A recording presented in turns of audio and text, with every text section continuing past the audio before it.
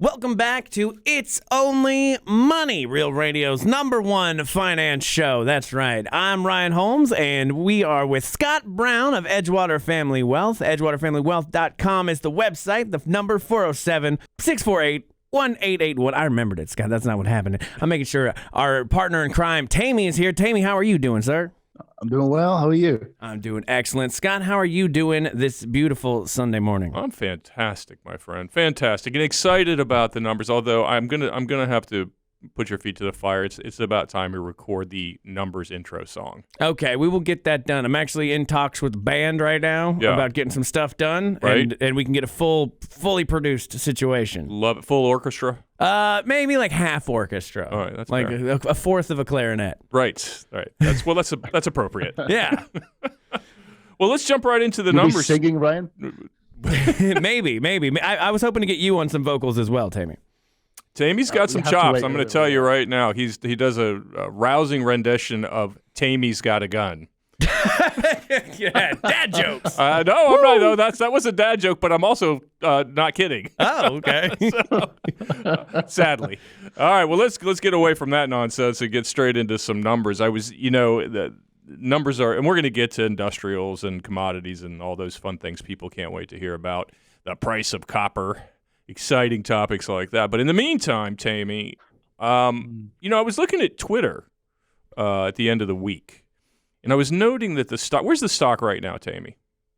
Like 42, 41, 42. 41, 42. And so the execution price on Musk's, easy for me to say, deal is 54, 55, 56, somewhere in there, right? That's the offer. 54, yeah. The offer that he made was around that. Yeah, so what does that tell you about the market's opinion of this deal going through? What does that tell you? The market doesn't think this deal's going through. Is that a fair thing to say? In fact, I think the market thinks the deal is going through. Oh, you're going to go against the grain here.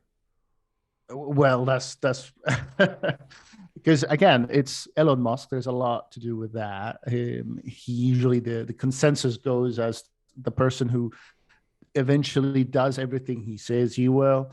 He had all these great successes from SpaceX to Tesla to now Starlink and so forth. So they think, he's into it. He wants to take it for his own reasons. We don't know why. And they think it's going through. For spaceman reasons. So we're going to have our first on-air spat, Tammy and I. This is going to get dramatic. It's going to get uncomfortable. This is awkward.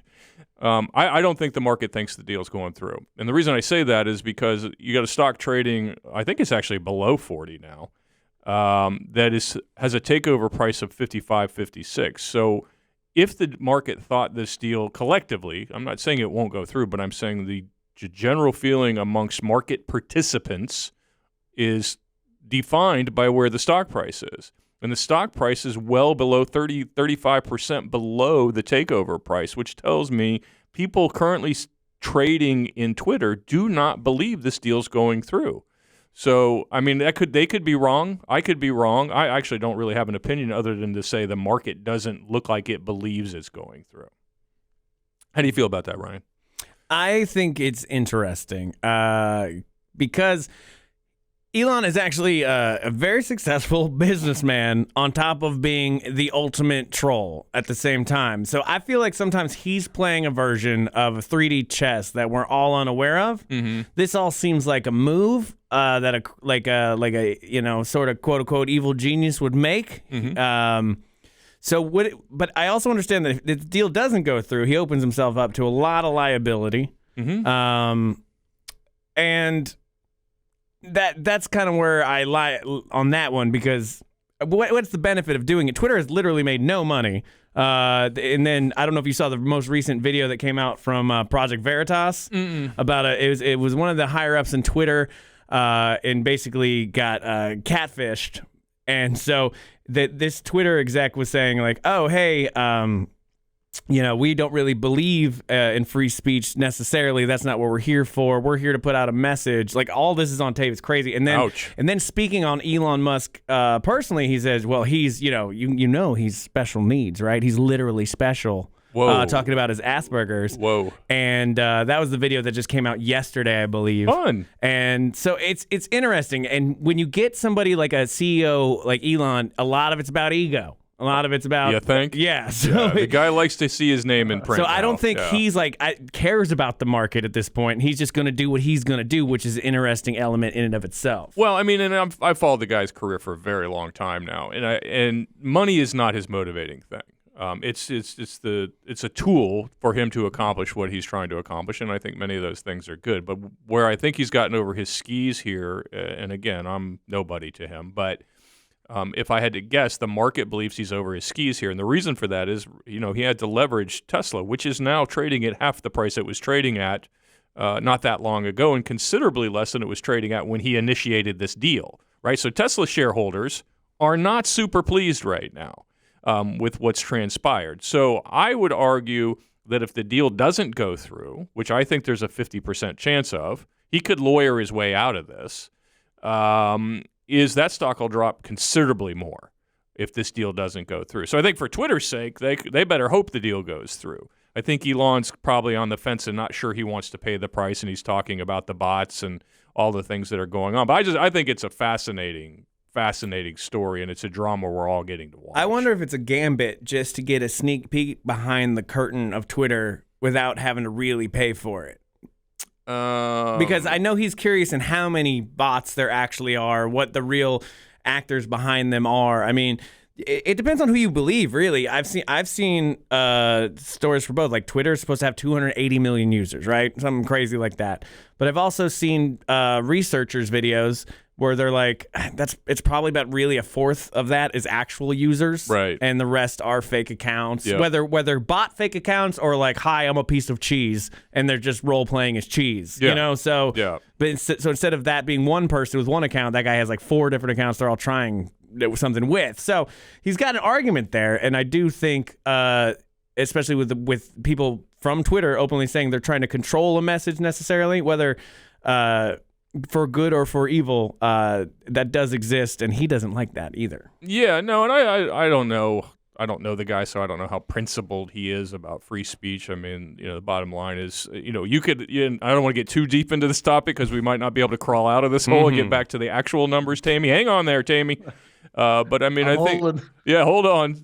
It's going to get rocky here in a second. But I think that there's also an element at play, and I hate to say use the word politics, but I think, in the midterms, it looks to me like the Republicans are going to probably gain some seats, and Musk's typically selling Teslas to liberals, for lack of a better word, and this is an opportunity for him to kind of work that side as well. So the guy's not dumb.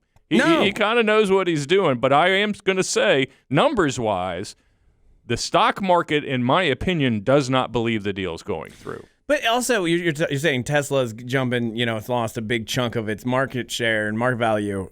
But that company specifically, because that's separately a different company than SpaceX and the other ones, right? Mm-hmm. It felt like they're living a fantasy world as far as that goes, because they can't get the cars out fast enough. You're mostly buying into an idea. And when your idea is based on a zany person like Elon Musk, his whims and wishes are going to cause that to just fluctuate so greatly. So when I see the Tesla stock goes down, first of all, I think, yay, now I can finally afford it. And B, probably should be down. I think there's a lot of argument to be made for that case, or a case to be made there. I think that, again, we talked about this, I think it was last week. We talked about they deliver far less cars than Toyota or Ford or GM or just about anybody for that matter, right? And yet their market capitalization is in some cases 2 or 3 times those companies. So, of course, that doesn't make sense. They're not selling as much stuff, yet they're worth considerably more. So I get that. And as we discussed, some stocks are story stocks. I mean, Apple, Amazon, they were story stocks for a while. And again, the question is, does it turn into pets.com or does it turn into Amazon? And the question is the answer is probably somewhere between. So rather than spending all day on Elon, which we could easily do, and I'm sure would please him to no end. Oh, yeah. Because he's a big listener to this show. He's our number one fan. Yeah, he is. He's a huge fan. Let's move on to real numbers. And Tammy, you were telling me industrial numbers. They were not looking too terrible. No, not at all. It's called industrial production. it measures different outputs for industrial sectors to tell us how is that performing month to month. And we had the April numbers coming out, a strong rate up to 6.4 on a year earlier basis. And that is year over year for the entire industrial production, meaning meaning the industrial sector in the US, how much output it is getting out compared to last year. And now we see it's 6.4% more. That's good. That's good, because this basically tells us that on short term, any concerns about the health of the U.S. economy are not in place right now. Yeah, I mean, I think obviously inflation and assorted Fed actions are playing into the psyche of the country, and we can talk more about that, Ryan, when we come back. All right, you're listening to It's Only Money on Real Radio 104.1. Welcome back to It's Only Money with Scott Brown and Tammy of Edgewater Family Wealth. That number to get a hold of these gentlemen is 407-648-1881. EdgewaterFamilyWealth.com is the website. And remember, that website has the content library, which is going to be all of the shows, past videos, and information. It's basically a wealth of free information that Edgewater Family Wealth provides. So check that out at EdgewaterFamilyWealth.com. And Scott, we were still going through the numbers in the last segment. We got more numbers. Numbers. We still don't have a song, but we have more numbers. So, Tammy, talk to me about housing. How is it? I feel like the housing market should be cooling off due to the fact that rates are going up. Am I wrong or correct about that? You're right. It is cooling down, but it is not cooling down equally across different housing values, which is the interesting factor. What does that mean? Means the lower houses are being more affected than higher value houses. Cheaper houses are being more affected than expensive houses. Yeah. So cheaper houses are getting, let's say, less, while more expensive houses are not getting affected the same way. So rich people are still buying houses. Yeah. I mean, that's why I'm looking. Ryan, am I wrong here? No, that sounds exactly right. Rich people are getting a raw deal. No, wait. No, that's the other way around. Oh, okay. Yeah, it's normal. The poor people are getting a raw deal. It's the standard thing. Okay, and I mean, again, that's if you think about the wealthy, they tend to pay cash for houses. They're coming out of a big fancy house. Maybe some of them may be downsizing. I don't know, but yeah, I mean, and for people who are of modest means or middle income folks, it all comes down to the payment, right, Tammy? I mean, if rates were 3 and now they're 5.5, you're going to pay 30-40% more on your payment. Again, as I think I've discussed ad nauseum at this point, if your payment was $1,300 and now it's going to be $1,900, you may reconsider that idea for a little while. So yeah, I think it's fair to say that what the Fed is trying to do, at least in slowing things down, is at least working at the mid to lower end of the economy.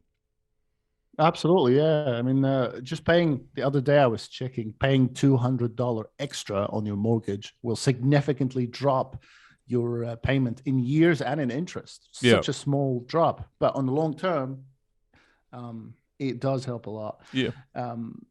Now, to that point, we are seeing an expansion of multifamily dwellings, not equal to single houses. Like apartments. So builders, yes. Apartment complexes. The builders are building more multifamily buildings around while they are less keen on building single family houses. Yeah, because I mean, it's expensive to rent right now, isn't it? Yes, it is. Yeah, I mean, I've heard people in my neighborhood. I live in College Park, and I think I've heard $2,000, $2,500 a month for a 2-bedroom, 3-bedroom house. That sounds ridiculous to me. I would not be able to afford that for most of my life. Yeah, yeah, that's absolutely insane. I'm literally trying to talk my mom out of buying a house right now because I'm like, this sounds like the worst time. And she can wait, and she just wants to move, and I'm like, you're paying so much more right now to do this. Yeah. But people don't wait. They just that's what I've learned about life. People don't want to wait. They want what they want right now, and I find that very interesting. So I have some numbers today. I brought some numbers. That's right. I'm contributing. We don't have a song for that. Yeah. We'll work on that. My numbers are about so there's some federal legislation that I think is about to pass if it hasn't passed already on things like 401k. So there's The new legislation is increasing the amount you can put in a 401k. So it used to be if you were over the age of 50, you could put an additional, I think it's up to $6,000 over and above the maximum contribution. So in other words, if the maximum contribution was $20,000 a year, which I know is a lot for most people, that's now moved. If you were over 50, you could put 24, 25, 26,000. Now they're increasing that to 10,000 you can put in if you're between the ages of 62 and I think it is 64. I wrote down somewhere around here. So the catch-up provisions have gotten better. If you are retired, there's something, Ryan, called a required minimum distribution. Do you know what that is? Yes, the required minimum distribution. I was just talking about that yesterday. Yeah, you won't but you shut go up. ahead and tell them what it's about. I mean, you don't want to steal it's your show. Right, that's fair. That's fair, yeah. So a required minimum distribution, as the name would imply, requires you at a certain age to start taking money out of your retirement accounts, IRAs, 401ks, whatever that may be. Historically, that number has been the age of 70. So a client will call me up and they're about to turn 70 and say, hey, I have to take this money out. How do I go about doing that? How do I figure that out? And that's a calculation any bank or investment firm can do for you. But essentially how that works, Ryan, is they take your age. So if you're 70 and your mortality table says you're going to live to be 85, they just take that 15 years and divide it into the amount you have in your IRA, and that's what you have to take out. And you know why they want you to take it out? Of course I do, but again, it's your show. Right. They want to tax you on it because they haven't had that pleasure yet. They love to do that. They love to tax it. So, but that is changing. So it used to be 70. During COVID, one of the changes they made was to move it to 72. Over the next few years, it will go to 73, and by 2030-ish, 2033 to be exact, it will be age 75 that you can wait to take it out because people are living longer, right? People are like, well, I don't want to take it out. I don't need it. And then, people say to me, well, what? I got to take this money out. Then what do I do? Well, the rule is that you have to take it out so they can tax you. The rule isn't you have to spend it, right? So you could, load up the RV and go do your thing, or you could just reinvest it in a taxable account. So that's something. This is nuance of investing and administrative issues and tax law and la-di-da, things that are immensely boring, but they're immensely important. So understanding these new legislations. The other thing is if you go to work for a company that has a 401k, they are now going to auto-enroll you. And what that means is you're going to have to opt out of the 401k. So when 401ks got started a long time ago, you had to opt in. And what studies have shown that if people, it's inertia, right? If people have to opt in, quite frequently they won't. But if they're automatically enrolled in it, statistically, they're about 80 or 90% statistically likely to stay the course, which I think is kind of a good thing. Some people may push back and say, I didn't want to go in there, and why are you taking my money, and those sort of things. And those conversations will be held. At the end of the day, you can turn it off if you want to, but the government knows statistically that if they opt you in automatically, you're likely not to opt out. That's a 3% opt-in as the legislation is written today. So 3% of your income automatically goes into your 401k. And then they can escalate that by 1% per year. Following that, up to 10% is how the law is currently written. And that's 3% untaxed. That is correct. Now, well, maybe, right? Because remember, you have a Roth option as well. Now we're going to get into the weeds a little bit, but for young people, I think the Roth is a great option because remember, even if you put your money in the Roth option, if you do that, you'll pay taxes on it. What you won't do is pay taxes when you take it out. So this thing I said earlier about the RMD, that wouldn't exist for you if you had a Roth because the money comes out tax-free. So what the government is doing is what governments should do, which is nudge. They're trying to nudge people towards better outcomes. And I know people on both sides of the aisle will have their reasons why they don't like this, that, or the other. But the bottom line is we can all agree Social Security is not going to pay all your bills. No. The government is well aware of that. Thus, this kind of legislation tends to get bipartisan support. In this case, that was true. Yeah, I like that. I like a good opt-out scenario because I 1,000% am not getting Social Security by the time I'm 8. There's no way, unless they do a massive overhaul, which would be almost impossible the way in this political climate. So it feels like I'll never get that. So the investing now while I'm young seems to be my only way out. Like, I'm not even planning for Social Security when I do this stuff. And I hear that a lot from people. And I mean, I think it's an understandable statement. I don't know how if that's a reality. And what I would say is you're going to be old when you get it. You're not going to be 65. You're going to be 75, right? That's the only way they're going to be able to keep it solvent. I think it's, again, even if you do get it, and as I like to say to people, they're like, my Social Security's not coming. I'm like, listen, you don't want to be the congressperson from the villages when the Social Security checks stop coming, right? That will not end well for you. So we know old people vote and old people get Social Security. So that is a little bit of a protection against that going away. With that understood, it's almost impossible to survive on Social Security alone. I know people do it, but not very well. So this nudge by the government, and I know people have opinions one way or the other what government should or should not do. I'm not going to get into that nonsense. But at the end of the day, if you're a grown-up and you get opted in and you want out, you simply fill out a form. So I'm not going to listen to a lot of whining about being opted into something like that.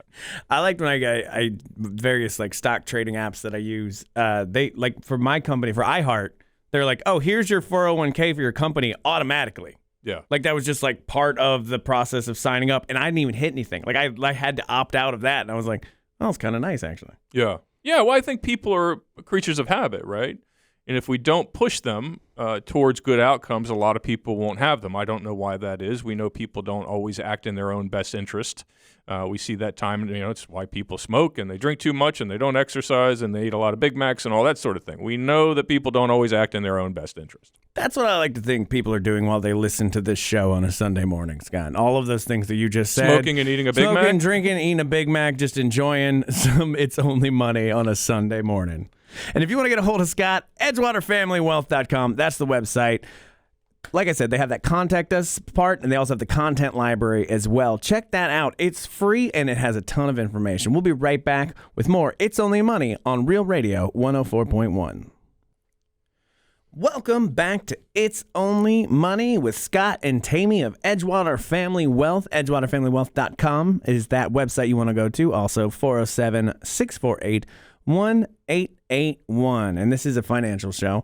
I guess I have a question, which would be, are people just naturally good at understanding the markets and the probabilities and the statistics of everything on their own, just as people, or is it all rigged against them? No, it's not rigged against them. But to answer the first part of that question, no, people are horrible at probabilities. Human beings are terrible at probabilities. And the reason for that is because we're pattern seekers, right? We've talked about this before.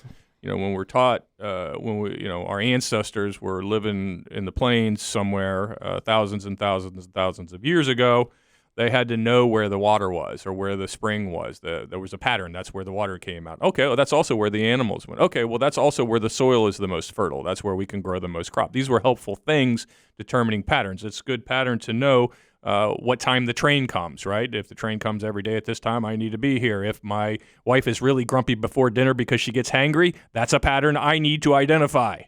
We're good at patterns. We're terrible at probabilities. So if I say to the average person, I have flipped a coin and it's come up heads 5 times in a row, what do you think people would bet on the next flip being? I'm contrarian, so I'm going tails. Right. So it doesn't matter how many times I flip it. It's still a 50-50 chance, right? It doesn't. If I said to you LeBron James is a 50% field goal percentage shooter and he's hit 10 shots in a row, what would you say the odds are he makes the next shot? 0. Right, 50%. He's still a 50% shooter, right? So people are bad at processing these sorts of things. They've studied this with lab rats. Lab rats are better at picking out probabilities than we are because we overthink it, right? So there was a study done with white and green lights blinking, and 80% of the time the light was green. But each time that the rats got it right, they got food. So over time, the rats just started picking green all the time, right? They didn't try to decipher a pattern. They just knew they saw green more often because they did. They saw it 80% of the time. But if you do that same test with a human, the human will try to find the pattern in the blinking lights, and they will be only 50% accurate on picking the right color versus the rats who are 70 or 80% better at picking the color. Because in our brains, we overthink these. They've done studies with people who have had brain injuries. I think there was at I'm trying to remember what school it was. I was like Cornell or someplace like that, where they studied people who had brain injuries, and those people who had left brain injuries were more prone to pick like the rats because they turned off the right side of their brain, which was the side of the analytical side of their brain. They were just reactive. So people are just. It's like why people think they can win at blackjack or poker or whatever. They just don't. They can't do the math. It doesn't make sense to them that when they walk into Caesar's palace, that the place is palatial and by the way, is a palace made out of gold and glitter and all kinds of things. And Steve Wynn, who owns all the casinos, is very rich. And yet when they leave, they're not very rich. They cannot do probabilities. And that's what makes it. That's why people want to trade meme stocks, because they haven't done the math to say, you know what, if I just bought the S&P 500 and I held it for a year, I have a 2 in 3 chance of making money based on historical data. Those are pretty good odds, right? If I hold it for 5 years, I have like an 80% chance of making money. Those are pretty good odds. If I hold it for 10 years, I have a 90% chance. And if I hold it for 20 years, it's damn near impossible for me not to make money over an extended period of time. But people don't do that because they're really bad at probabilities. They'd rather buy a stock that went from 30 to 60 for no good reason in hopes it'll go from 60 to 120. Okay, so all I heard on that was I need a mouse or a rat to pick the stocks for me. I think that would be effective for most people. That's what I do, because I've had a stock trading rat because they only go for the green line. There we go. Problem solved. No, but that's not how it is. I mean, we do have a rat in our office, but that's not why it's there.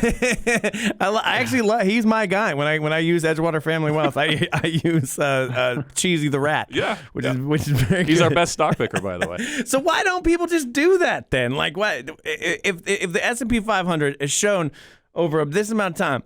You're gonna make the money. People just can't let go? Is it that they're chasing the hunt? They're like, I found this stock and I'm crushing it. I'm not going by this thing that always. That sounds stupid out loud. I'm not gonna do this thing that always makes money. Right? Why would you do that thing? I'm gonna pick my own stocks. I'm a man. Yeah. Well, there you go. Now you've identified the problem, right? You're a man. Yeah, right? I'm a mouse. I'm a man. You're gonna wrestle that stock to the ground. Yeah. Yeah. That's a man thing. Statistically, I'm glad you brought that up. There was a study done by Schwab once. I don't know how many years ago, and I'm gonna mess up the stats, but it's pretty close. They studied men and women trading. And then they also studied couples trading. And what they learned was, on average, women trade less than men because, like we just said, men like to buy a stock and wrestle it to the ground. Yeah. Make it beg. Squeeze that value out. Beg for mercy stock, right? That's what men like to do. Women are not that interested in the hunt or the whatever. And again, these are on average. This is not always the case. I don't want to get letters or emails, but on average in this study, and what they learned was that men underperformed women when they traded by themselves.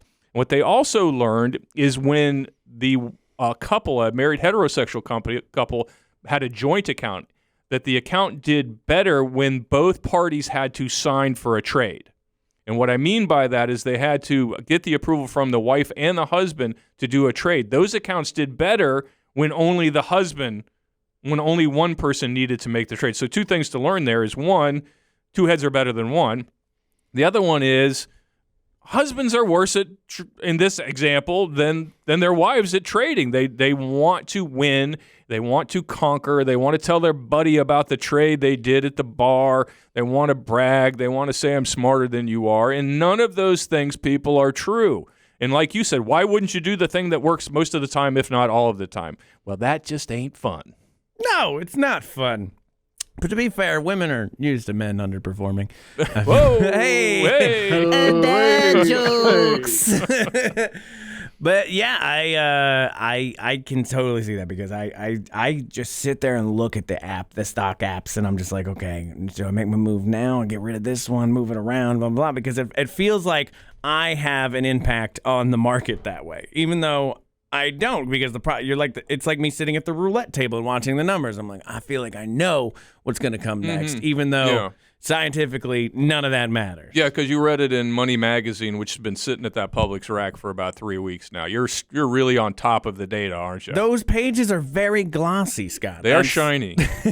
10 stocks that you can't miss. I mean, that's the other thing about these publications that I love is 10 stocks you can't afford to miss out on, or 7 mutual funds that help you retire rich, or 9. We love lists. Why do we love lists, and why are we attracted? That's pattern seeking, right? Yeah, 1,000%.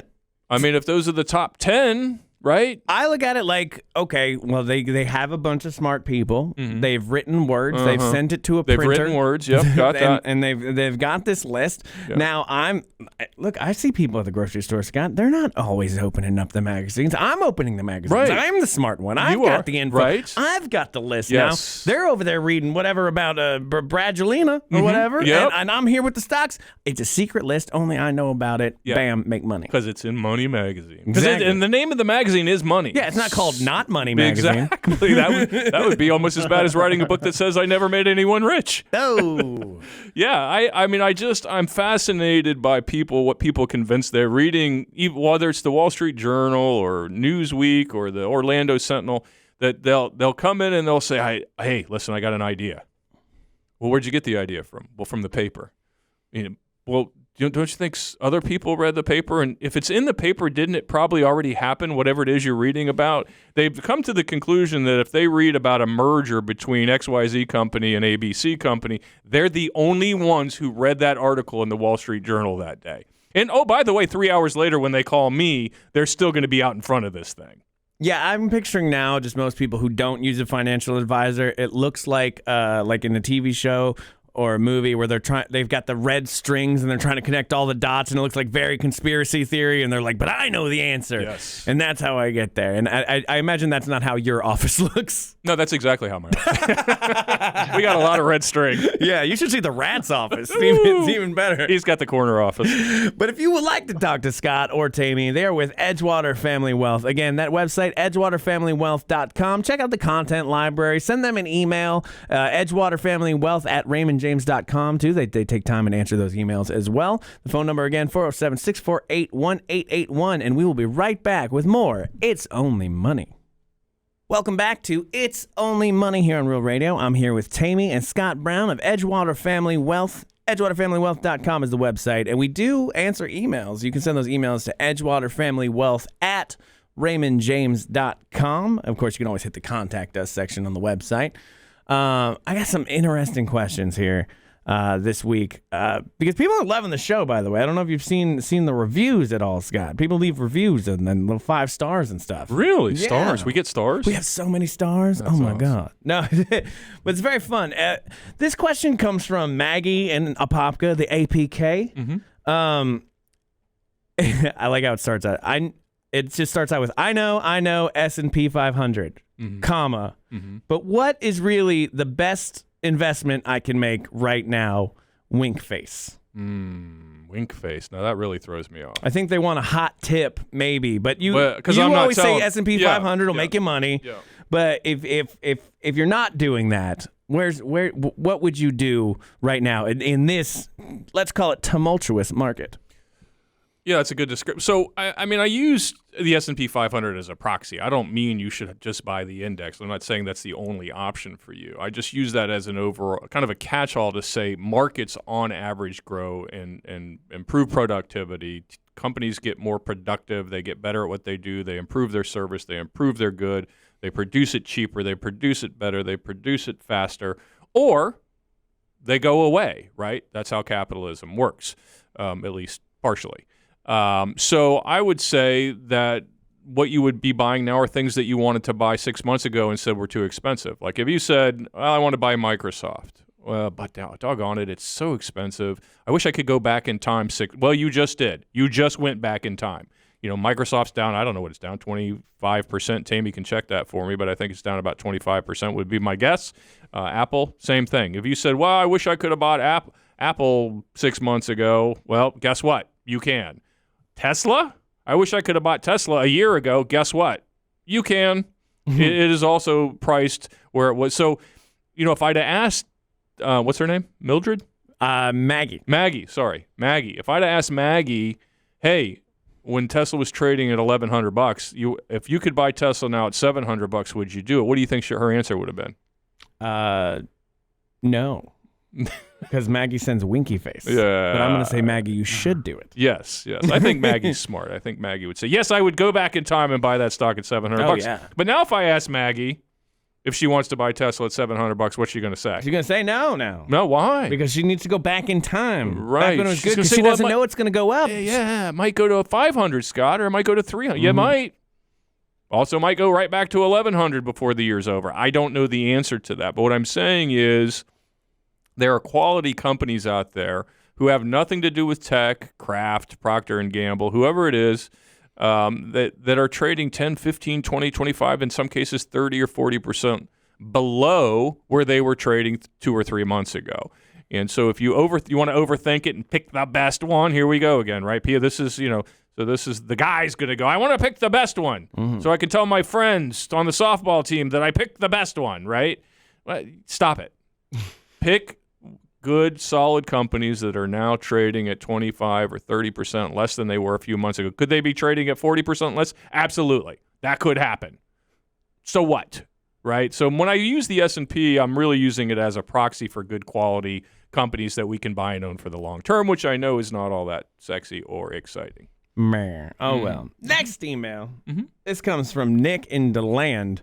And it says, with the interest rates being adjusted by the Fed, how long does it take for a ship to right itself, essentially? That's a great analogy. Is there an average time? I think, Tammy, we just did the math on recessions, and I can't speak to Fed-induced, this is kind of like a medically induced coma here we're going into, where the Fed is saying, look, it's going to suck. This is going to happen. Inflation is going to happen. Rates are going to go up. People won't buy as many houses. There are bad things about what we're doing, but it's necessary medicine, right? Sometimes you have to take awful, yucky medicine to get rid of your disease. In this case, the yucky medicine is the raising of rates.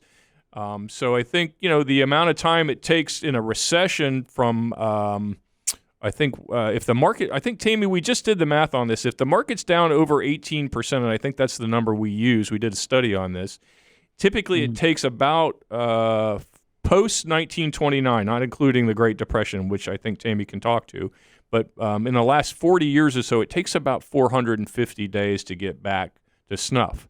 So you could say, well, crap, that's over a year. Yeah, it is, and that's how long it could take for us to get back to 35,000 or wherever we were on the Dow from where we are now. But think about if you bought some stuff right now.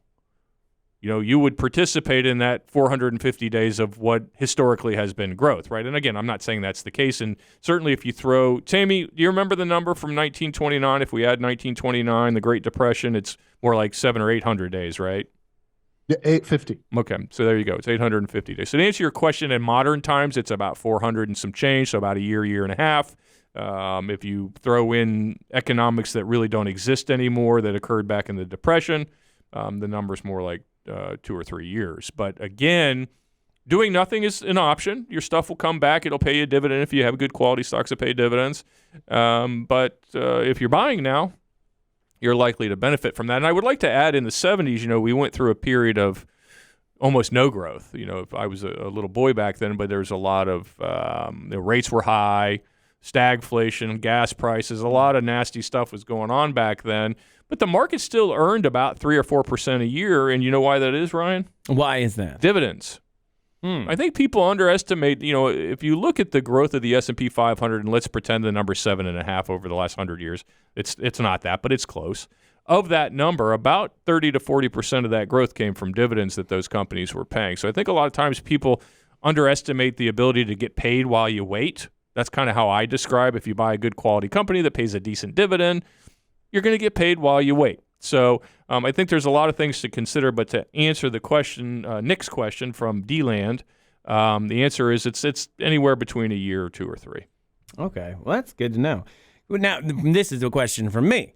The Great Depression, I don't know a ton about this stuff. We go through recessions all the time. That's part of our economy. Can there be another Great Depression, really? Or was it done through bungling or just natural causes? Well, there was an overreach in margin debt. There was an overreach in leverage in the stock market. There was an overreach. I mean, we just had a lot of debt. It was similar to 2008 in that regard, that debt was really the driving factor for a lot of that. We didn't have a lot of the market stops we have now. The market is forced to stop and cool off when it gets out of hand. Sometimes that works, sometimes it doesn't. So we have a few mechanisms in place that we didn't have then. I think the Fed has a little bit more power to intervene. Some would argue to a fault, and I might tend to agree with that. I think sometimes they overreach, but that's government, and that's what they do. You take the good with the bad, I suppose. But could we have another Great Depression? Sure. Why not? I mean, again, it's capitalism. As I've said way too many times, it's a messy business, but it's the best business we can be in. All right. That was for me. Sometimes I get selfish, Scott. I ask my own questions. Well, we'll talk to you about that. This next one's from Jake in Sanford, and it says, hey, I've never used a financial advisor Wait, before. did he actually say hey? It just starts with a hey. Okay. Yeah. I've never used a financial advisor, and my finances are a bit of a mess, but I know I need one. Do you judge people when they come into your office? I'm picturing he just has like a manila folder filled with receipts or something like that. If he's feeling this way, I mean, what do people come to you with? I think is what he's asking more than anything. Oh, because I will judge him. Oh, will you? But it'll be inside. I won't let him know. When he leaves, I'll tell everybody how I was judging him. No, it's funny because people do come in with their tail between their. I think what keeps people from seeking a financial advisor a lot of times is embarrassment. I think they're afraid they will be judged, or they're afraid that everybody that goes to see a financial advisor is a millionaire. And to be fair, there are a lot of people who are millionaires who use financial advisors, and there are a lot of people who are millionaires because they used financial advisors. And that's not to say you can't be a millionaire without one. That is not my point. But I think that people need to get past that. I think a lot of times what I see when people come in, a lot of times when they're like in their early 50s, late 40s, and they're a little embarrassed and they're not sure what they should ask, and they don't feel like they're where they should be, and then they feel like the advisor's going to be like, are you kidding me? Get out of my office. It's not going to happen, right? We're there to help you get to the point you want to be. It's like going to a trainer and saying, I'm not going in until I have six-pack abs. Well, that's kind of a waste of time then, right? You've already taken care of business. So, that's why you go to the trainer, and that's why you go to a financial advisor, is because you want – I think a lot of it, it's like gobbledygook to people. It's, I got an IRA, and I got a Roth over there, and then I got that one retail account. I remember I used to work at that place, and I think there's $2,000, and I don't even know. I think I have a small pension. And what is Social Security again? And how does Medicare work? And there's a lot of reading things. My journal right now? Yes, there's a lot of things, moving parts, and really what they just want somebody is to make sense of it all and give them the path to walk on that isn't so convoluted. Yes, because I mean, this is one of those things I feel like, and I've tried it, where you do that version of your own research and you try, but there's just so much to learn, and someone like you who navigates that for a living, and that's your time and that's your focus, because I don't think it's purposely set up to not make it easy, I think, as well. There's an element of that for sure. So if you want a financial Sherpa, that's what I'm going to go with for the term of Scott Brown and Tame. Yeah, the financial Sherpa of Edgewater Family Wealth. Their website is edgewaterfamilywealth.com, of course. And that phone number to get a hold of them, 407-648-1881. Like I said, you can send an email to edgewaterfamilywealth@raymondjames.com, and we'll answer those on the air. Also, make sure you check out the content library at edgewaterfamilywealth.com. Scott, Tammy, have a wonderful Sunday. Thank you. Likewise. Thank you. You as well. Yeah, and clearly people are rich, right? Or wealthy. You don't have to be rich. I like the term wealthy better. I mean, to rich reminds me of like the Monopoly guy or something. But, they're people, they're regular people. Now that guy I trust. See, the problem, Scott, you don't have a monocle. Monocle is, now, if you can meet a guy with a monocle, I mean, like, I'm all in. What was his financial advice? He said buy Park Place? Where is that? Where is that? I can't find it. Tune in to It's Only Money with Scott Brown from Edgewater Family Wealth, Sunday mornings at 7 on Real Radio 104.1. Raymond James Financial Services, Inc., member FINRA SIPC. Edgewater Family Wealth is not a broker-dealer, is independent of RJFS.